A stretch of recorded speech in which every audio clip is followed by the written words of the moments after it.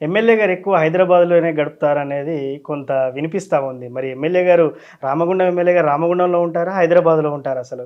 ప్రజలను అడగండి. Ramagundam MLA ఏడుంటాడు? Okay. రామగుండంలో నేను నా కుటుంబం మొత్తం ఉంటాం. ఓకే. అసెంబ్లీ నడిచేటప్పుడు డెఫినెట్గా హైదరాబాద్లో ఉండాలి. హ్మ్. ప్రజలు నాకు పంపించిందే ఓటేసి అసెంబ్లీలో ఉండడానికి. హ్మ్. సెక్రటరియట్లో పని ఉంటే పోయి రావాలి. హ్మ్. ప్రభుత్వ పక్షాన ఏదైనా ప్రోగ్రామ్ ఉంటే పోవాలి తప్ప హ్మ్. నథింగ్.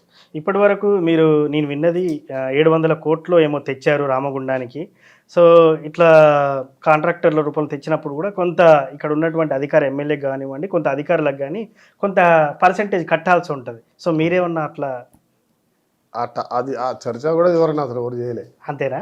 ఆ కాంట్రాక్టర్ చేయలే, నా అధికారి చేయలే. సో, ఉంటది గదా! ఇప్పుడు ప్రతిపక్షాలు ఆరోపిస్తా ఇప్పుడు ఉంటాయి. అది స్థానిక కాంట్రాక్టర్లకు వస్తే అట్లా ఉంటుండే కావచ్చు. ఓకే. ఇదేదో పెద్ద కాంట్రాక్టర్స్ వచ్చారు, వాళ్ళకి ఇది పీనట్సే. Okay. I don't know in office. ఇప్పుడు మా ఆఫీసర్లు కూడా చాలా స్ట్రిక్ట్ ఆఫీసర్స్ ఉన్నారు. మా కలెక్టర్, మా కమిషనర్ హ్మ్. Very tough officers. ఇప్పటివరకు రామగుండానికి ఎన్ని కోట్ల నిధులు తెచ్చారు? ఎక్కడెక్కడ అభివృద్ధి జరిగింది? గతానికి ఇప్పటికి తేడా ఏంటసలు? కార్పొరేషన్లో దాదాపు 300 పైన కోట్లు ఇక్కడ గ్రౌండ్ అయినాయి. ఓకే. రూరల్లో హ్మ్. 6 నెలల ముందు, 8 నెలల ముందు హ్మ్. ఒక 60 కోట్లతోటి roads, panchayat roads, EGS works అవన్నీ కూడా అయినాయి. ఓకే. ఒక 250 కోట్లతోటి ఒక లిఫ్ట్ పూర్తయింది. ఓకే.